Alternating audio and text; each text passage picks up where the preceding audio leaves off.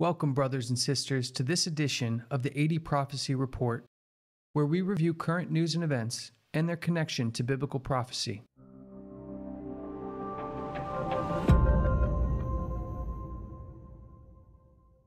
I'm your host, Matthew Shawnshea. If you want to keep up on the latest prophetic events, make sure to join Amazing Discoveries bi-weekly newsletter and hit subscribe to stay informed for the times that we live in.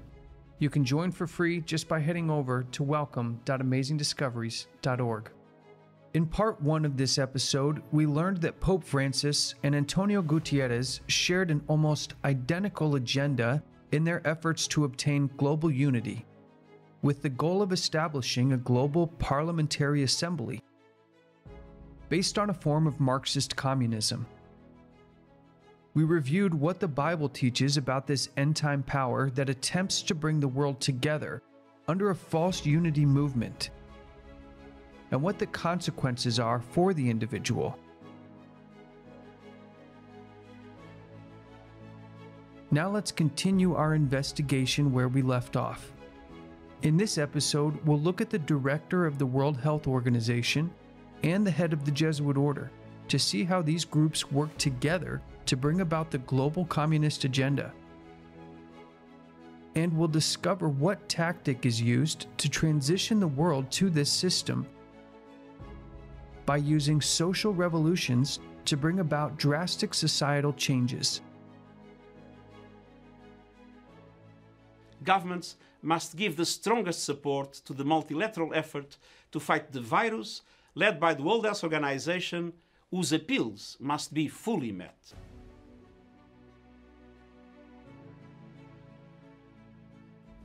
Given that the head of the UN is directing the world to follow every recommendation by the World Health Organization, we should look at the background of its director. Who is Tedros Adhanom? This question has come up recently from various members of the US House and Senate who have made public calls for action to be taken to remove Adhanom from the World Health Organization based on his strong historical support for communism. An article from BBC News states, Dr. Tedros became a member of the Tigray People's Liberation Front. The article from KPRC Radio connects Tedros' past to the historically violent communist organization. It states, during his time in Ethiopia, the World Health Organization chief was a member of the Tigray People's Liberation Front, a violent communist revolutionary party which was listed as a terrorist organization by the US government in the 90s, and is still listed as a terrorist organization by the Global Terror Database today. Adhanom was more than just a casual member of this organization, reaching the status of executive committee member and ranking as high as the 6th most powerful member of the communist organization. An article titled The Crimes of Tedros Adhanom gives an in-depth look at Adhanom's past, citing the fact that he's the first ever World Health Organization director without a medical degree, and lays out a past more in line with a political career during his 10-year reign as Ethiopian Minister of Health than that of a medical doctor. It states that Adhanom took part in denying aid to political dissidents, covering up epidemics, facilitating systemic discrimination and human rights abuses, refusal of emergency health care by his own Ministry of Health workers. He led a crackdown on journalists and government opponents in his country, where he personally negotiated the return of those dissidents with foreign countries for sentencing in Ethiopia. Is this the resume of a noble healthcare professional with the people's well-being at heart, or that of a corrupt politician that happens to be in a medical position of authority? The article continues.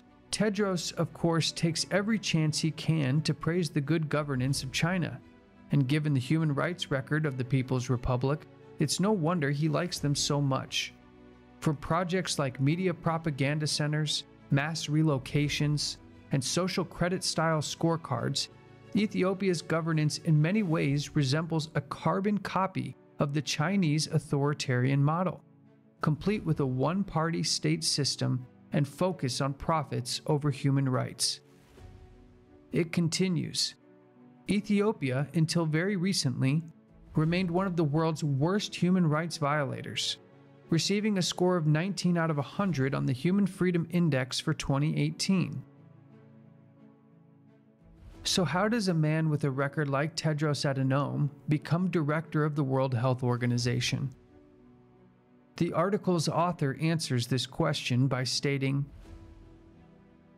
"It's quite simple, really. The World Health Organization has been riddled with scandal after scandal for some time now. Facing almost no rise in budgets during the 1990s, the WHO turned towards the corporate sector for additional funding. And by 2008, corporate donations made up 80% of the organization's budget." The article goes on to state that the role that large drug companies played in shaping global health policy created a serious conflict of interest on the one hand to improve the company's public image, but on the other hand to protect their financial interests.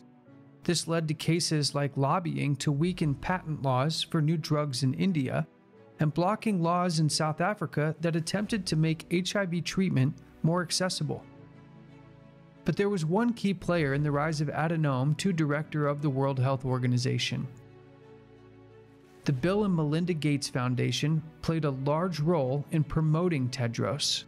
After their large investments into healthcare programs in Ethiopia, which Tedros had facilitated, the foundation was keen to promote similar programs on a global level and donated billions to the World Health Organization towards this end. And it looks as though others in the US government have taken notice of Adhanom's overwhelmingly clear communist convictions. On April 9th, State Representative Liz Cheney made a unique accusation against the head of the World Health Organization, stating that Adhanom believes in the governmental structure of communism, stating the fact that he, quote, has been touting the Chinese Communist Party line from the beginning of this, tells you that he absolutely should go. On March 31st, Senator Rick Scott again stated the same accusations against Adhanom and the World Health Organization, showing a heavily slanted political view towards communism and specifically China. Senator Scott called for a congressional investigation into the World Health Organization and questioned whether the organization should continue to be funded since it's engaged in, quote, helping communist China. Adhanom's past shows undeniable ties to communism, but his ascension to director of the World Health Organization was designed to carry out a very specific purpose in transitioning the world towards this way of communist thinking. And this is becoming a key authority in taking control of the world's healthcare systems. All roads should lead to universal health coverage. I will not rest until we have met this, he told the World Health Assembly shortly before his election as World Health Organization chief. Now that we have an understanding of his background and beliefs, let's hear from Adhanom himself as he reports on his encouragement that world leaders are becoming more supportive of his goal to create a universal health system that mirrors Ethiopia and China in socializing healthcare worldwide. It's also an opportunity to reaffirm that people-centered primary care must be the foundation of our efforts to achieve universal health coverage. And also we have signed new agreements with the World Bank, UN Environment, the United Nations Framework Convention on Climate Change, and others. We have started a new process of engaging with civil society organizations to amplify our collective voices. It's the collective voice which is more potent than the fragmented one. And we finished the year with the UHC Forum in Tokyo, where we witnessed unprecedented political commitment in support of our vision of health for all. My time in these three countries reminded me that universal health coverage is not a pipe dream. It's a reality in many places. Each country I visited was at a different point in its journey, but they have a common destination. This year, universal health coverage will be the theme both for World Health Day and the World Health Assembly, because I have seen a degree of commitment that I didn't actually see would happen during the G20 and my other meetings with leaders, their commitment to push for UHC. I'm more convinced than ever that UHC is not only the best investment in a healthier world, it's also the best investment in a safer world. Adhanom makes it clear that his goal is universal health coverage worldwide. And while this sounds like a noble and needed service, most don't realize that the system he desires is the same that has led to the healthcare crisis in Venezuela, a country with universal health coverage, where critical healthcare services and vital medicines are rationed out at the will of the state, leaving many in desperate need with nowhere to turn, and leaving the state to make determinations on who lives and who dies. Adhanom has made several appeals for world leaders not to politicize the health crisis, yet in reviewing his own press conferences, all one finds are political statements. Recently, he made calls for the United States and China to put aside their differences and unite. Let's take a listen and ask ourselves, does this sound like a medical doctor guiding the public based on sound medical research, or that of a politician with politically motivated goals and agendas? No using COVID for political punches. The United States and China should come together and fight this dangerous enemy. They should come together to fight it. And the rest of G20 should come together to fight it. And the rest of the world should come together to fight it. We will have many body bags in front of us if we don't behave. What are we doing? Is this not enough? It's more than enough. And then second, honest solidarity at global level and honest leadership from the US and China. Those who have differences should join hands to fight it. And then the G20 and everybody has to come together. Lack of unity? Please prepare. If you don't believe in unity and don't do unity, please prepare for the worst to come. What's particularly interesting is this form of rulership seems to be the government of choice, not just for Gutierrez and Adhanom, but also for major global figure Arturo Sosa, Superior General of the Jesuit Order.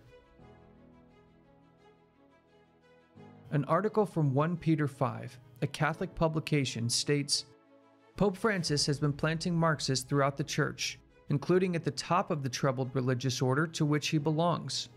In 2016, the Jesuits, with the blessing of Pope Francis, installed as its General Superior a Venezuelan, Arturo Sosa Abascal, whose communist convictions have long been known. It goes on to state, Sosa has written about the, quote, Marxist mediation of the Christian faith, arguing that the Church should, quote, understand the existence of Christians who simultaneously call themselves Marxists and commit themselves to the transformation of the capitalistic society into a socialist society. Sosa, as the head of the Jesuits, is known as the Superior General, a title only given within a militaristic organization. To give an idea of the general mindset of this order, consider this quote from Michelangelo Tambolini, 14th Superior General of the Society of Jesus, where he states, From this chamber I govern not only Paris, but to China. Not only to China, but to all the world, without anyone to know how I do it. A brief look at the history of this order shows a resoundingly clear picture of what type of fruit the Jesuits and its general produce.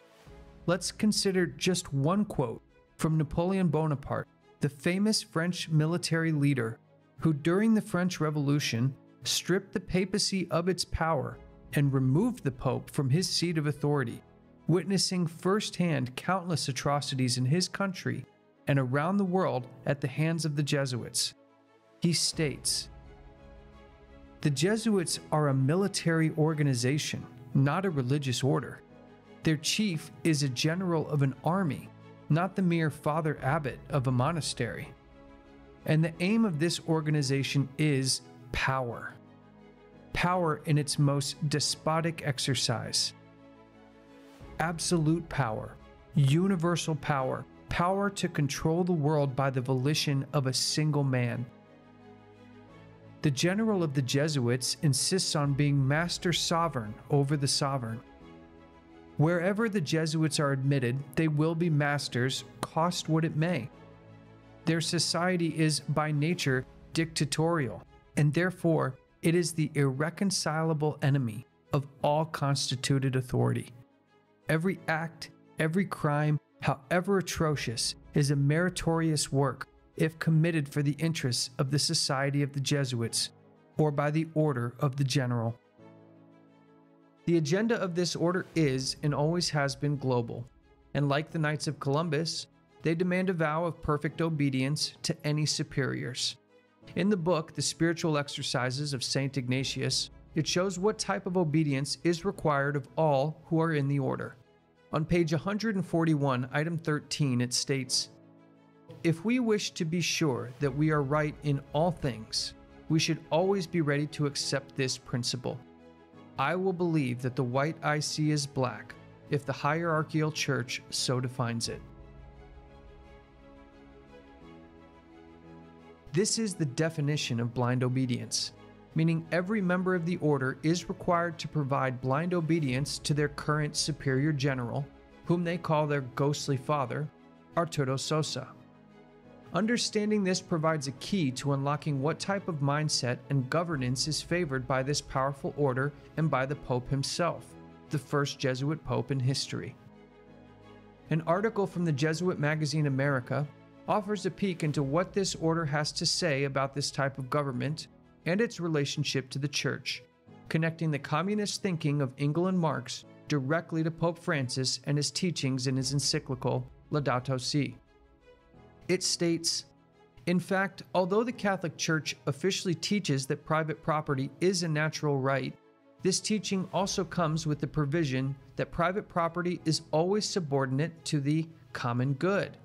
So subordinate, says Pope Francis in a truly radical moment in Laudato Si, that the, quote, Christian tradition has never recognized the right to private property as absolute or inviolable, and has stressed the social purpose of all forms of private property. Something like this is paralleled in the Communist Manifesto, when Marx and Engels underscore that abolishing private property means abolishing not personal property or the kinds of things an artisan or farmer might own, but the amassed property held by the rich, which divides human beings into antagonistic classes of people, in other words, the kind of private property that most of us do not have." This line of thinking goes not just for private property, but also for human rights, freedom of speech, liberty of conscience, and a whole host of fundamental individual rights, all of which would be destroyed in the name of the common good in this form of political and religious thinking.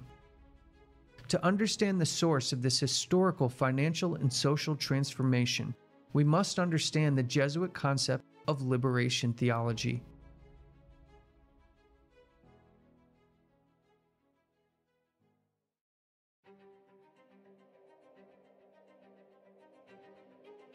Many theologians in the 60s and 70s adopted Marx's ideas, baptized them with biblical stories and terminology, and formed liberation theology. They claimed that Jesus came to free the poor from oppression. Class struggle is the basic dynamic of social life. To them, poor countries had been made and kept deliberately poor and dependent on the oppressors, the capitalists. And America is the chief culprit. Liberation theologians, the whole left of the Catholic Church, are people who think identically the way Marxists think. They think it is their work to save the poor instead of the work of a divinity. They were arguing for an economic salvation instead of a theological salvation. The bottom line is still a socialistic interpretation of the world. Somehow socialism was supposed to be the answer to the poor, and capitalism was supposed to be the antithesis of the gospel. Liberation theology is at its core built on Marxian economics. If Christians don't get involved in the revolutionary struggle and respond to the poor's yearning for liberation, they become the oppressors. Since Jesus speaks to the poor, Christians not committed to the revolution have turned their backs on Christ. In liberation theology, commitment to the revolution is essential to what it means to be a Christian. It is difficult to imagine two worldviews that are more at odds than Christianity and Marxism. Liberation theology is a surrender of almost everything that the Christian church has stood for, and a total embracing of whatever version of Marxism happens to appeal to these people at the time. A new type of Marxism is moving forward, neo-Marxism. For these new Marxists, Marxism is not a system of sociology or economics, but a philosophy of human liberation. Neo-Marxism, also known as humanistic Marxism, is commonly advocated by the religious left.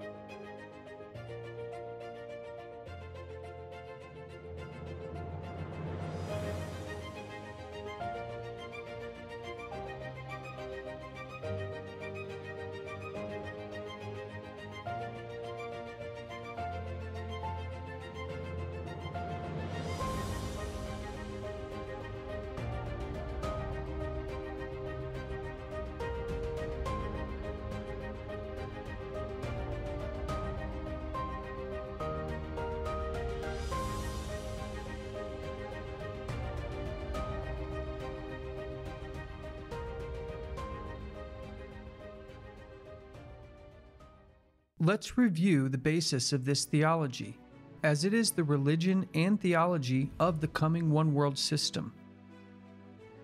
It's a theology born out of Latin America. Its foundation does not have its basis in Scripture, but on the oppression of the materially poor, making all who hold wealth evil. It's a theology that holds the belief that the church is the driving force behind liberating billions of poor people and driving a change for moral order. This theology justifies and even mandates the use of any and all means to accomplish its goal. What is its goal? They seek to become the champion of the struggling class, with the goal of overthrowing the predominating capitalist class. And in doing this, changing the focus from the individual study of the Word of God to a more community focus with worldwide group acceptance of social and moral standards, with no need for individual understanding of the Scriptures. Liberation theology is not based on Christ, but on looking at people, how the people fare here and now in their socio-economic realities. The people become the voice of God, not Jesus Christ. Distinguishing good from evil is no longer an individual issue, but a community issue. And if you belong to certain groups who do not uphold this thinking, then you are considered evil.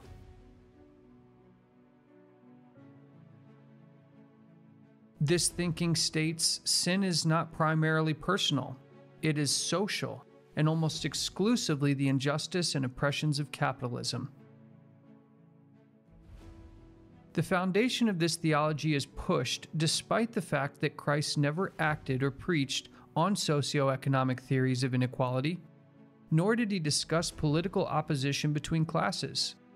He never raised a revolution to change the governments or ever preach any sort of political liberation, nor did he show any preference for economic rich or poor, having associated with both rich and poor in preaching the way of salvation for all. Liberation theology is a tree that has produced much fruit, but what kind of fruit has it produced? As one ex-Jesuit priest said, the aim of both is to establish a socio-political system affecting the economies of nations by a thoroughgoing redistribution of Earth's resources and goods, and in the process, to alter the present governmental systems in vogue among nations. Let's look at some of the statements from these men that show us what liberation theology looks like in real life. And the growing divide between rich and poor go against the sense of the entire world as a single family. The growth of a materialistic, quote, throwaway culture has in fact made us increasingly indifferent to the poor and to the most defenseless members of our human family. For many of the poorest in the world, if they are told to stay indoors or to practice social distancing, this means they cannot earn their daily wage. Reminding Jesuits to walk with the poor, the outcast of the world, those whose dignity has been violated, in a mission of reconciliation and justice. While citizens across Europe, the US, and other wealthy nations take sensible steps to batten down the hatches and protect the vulnerable in their communities, governments need to act on what's happening in other parts of the world. The hard truth is they will be failing to protect their own people if they do not act to help the poorest countries protect themselves.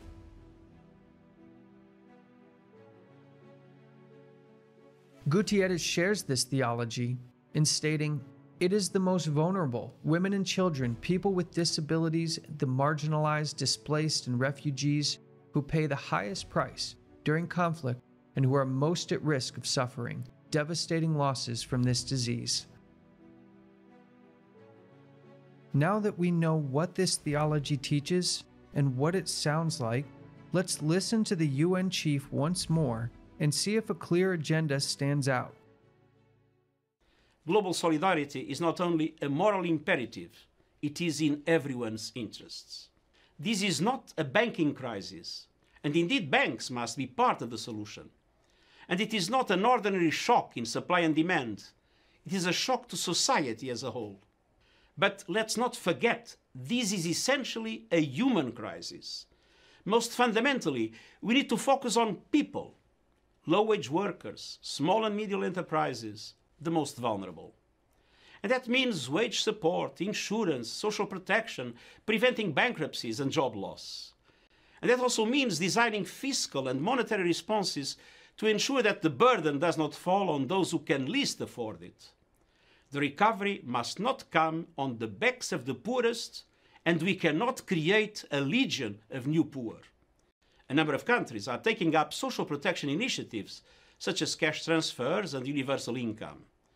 We need to take it to the next level to ensure support reaches those entirely dependent on the informal economy and countries less able to respond. In addition, G20 leaders have taken steps to protect their own citizens and economies by waiving interest payments. We must apply the same logic to the most vulnerable countries in our global village and alleviate their debt burden. The IMF, the World Bank, and other international financial institutions play a key role, and we must refrain from the temptation of resorting to protectionism. This is the time to dismantle trade barriers and re-establish supply chains.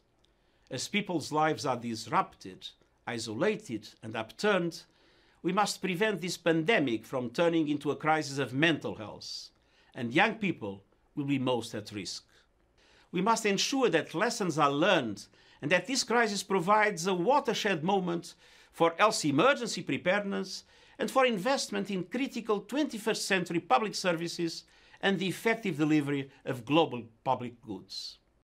On the surface, this theology looks to help refugees, the poor and defenseless, a theology in support of worker and gender's rights. And this thinking would solve the world's problems by having rich nations uplift and balance the divide between the haves and the have-nots across the world. But while this theology may sound noble, a further study will show it is anything but. As one publication noted, the agenda is clear, and it has nothing to do with protecting refugees or humanitarianism. Gutierrez and his fellow globalist socialist extremists are not fooling everyone. In Hungary, for example, Prime Minister Viktor Orban has blasted what he termed a, quote, criminal conspiracy of internationalist fanatics.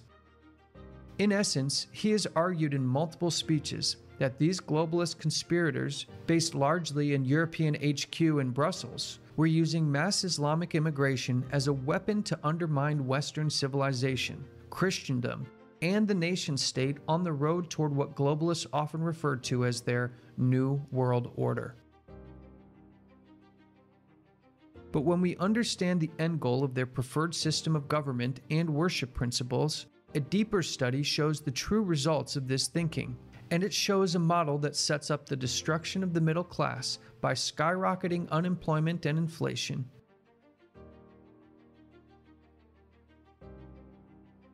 the elimination of independent wealth and private property rights, and a replacement of democratic republics with a state-run government that dictates information, morality, and production of goods based on need as determined by the state. To see the Jesuit model playing out in real life and the system they desire for the whole world, we must look at China to understand the extent of the changes coming to our everyday lives. With the 14th Superior General stating his views of ruling China in the 16th century, what does the Church think of China today? An article from 2019 quotes a Catholic bishop stating that the Chinese are best at keeping the social doctrine of the Church. That is complete and total control over the individual and unilateral authority by the state. Bishop Marcelo Sanchez Sornando stated on February 6th that, quote, at this moment, those who best realize the social doctrine of the Church are the Chinese. Sornando told Vatican Insider that he had recently visited China, where he says he found that, quote, the Chinese seek the common good, subordinate things to the general good. He goes on to say, I found an extraordinary China. What people do not know is that the central Chinese principle is work, work, work. As Paul said, he who does not work is he who does not eat.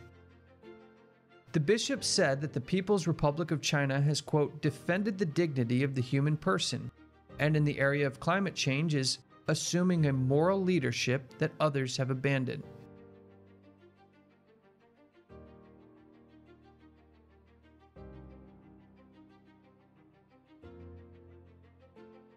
Let's take a look at what we've learned.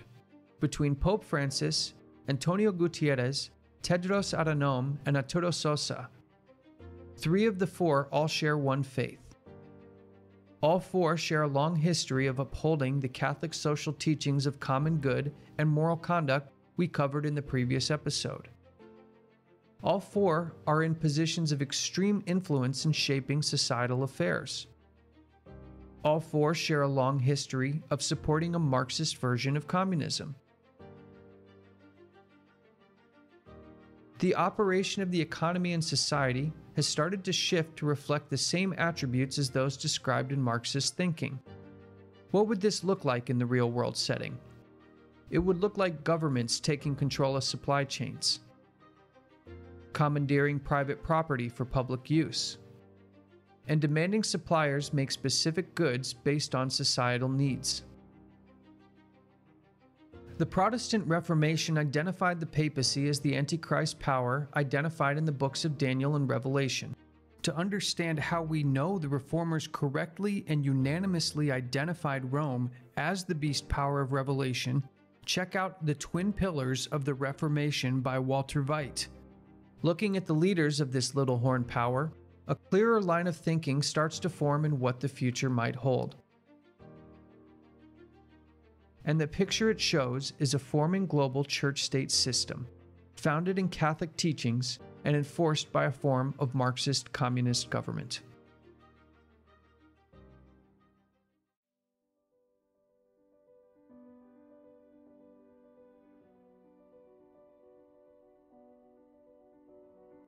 These statements are not meant to reveal individuals as much as they are to reveal powers and principalities that run this world, and to shine light at the spiritual wickedness in high places. These are simply observations meant to inform those who seek God and to desire to know the whole truth before it's too late. The Bible states the importance of revealing these things.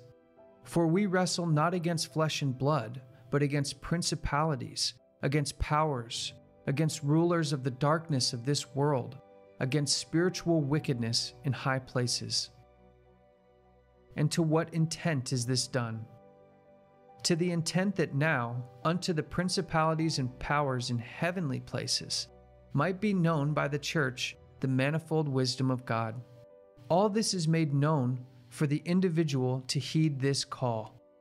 Come out of her, my people, that you be not partakers of her sins, and that you receive not of her plagues. At its source, the movement for a global system of governance stems exclusively from the papacy, using its various secretive orders such as the Knights of Columbus and the internal militia of the Church, the Jesuit order, who together are striving to instill a specific mindset for society that will fundamentally change every aspect of our lives. Many say that the papal system has faded in power and influence over the years, with various scandals and a seemingly wavering faithful following. Yet Revelation 13:3 shows us that while it may appear this way, Rome's power will be restored to the level it once had, and that all the world will be affected. Revelation 13:3 states, "And I saw one of his heads as it were wounded to death, and his deadly wound was healed, and all the world wandered after the beast." The Bible details a clear divide between the forces of good and the forces of evil throughout its sacred pages. It explains the perspective of Earth's final history from both sides of the aisle, and what it describes is a conflict that will affect everyone, meaning no one will be able to avoid making a clear and definitive choice for one of these two forces. Revelation 13:7 shows what this power will do and how many will be affected. "And it was given unto him to make war with the saints, and to overcome them. And power was given him over all kindreds and tongues and nations." Revelation 13:8 gives us a culmination and true aim of this power and what the result will be. "And all that dwell upon the earth shall worship him, whose names are not written in the book of life of the Lamb, slain from the foundation of the world." The most important question a person can ask themselves now is, what can I do about this? Get to know the God of the Bible, the true Creator and the Lord of the Sabbath for yourself. Colossians 1:16, "For by him were all things created, that are in heaven and that are in earth, visible and invisible, whether they be thrones or dominions or principalities or powers. All things were created by him and for him." The next thing to do is to develop a personal relationship with Jesus Christ. "If a man love me, he will keep my words, and my Father will love him, and we will come unto him and make our abode with him." We must understand that God truly is in control by giving us the information we need to make informed decisions. Mark 13:23, "But take ye heed, behold, I have foretold you all things. The Lord knoweth the thoughts of man, that they are vanity. I am he that searches the reins and hearts, and I will give unto everyone according to your works." The most important thing we can do is pray. Not just pray for ourselves and for our loved one, but pray for our enemies. Matthew 5:44. But I say unto you, love your enemies, bless them that curse you, do good to them that hate you, and pray for them which despitefully use you and persecute you.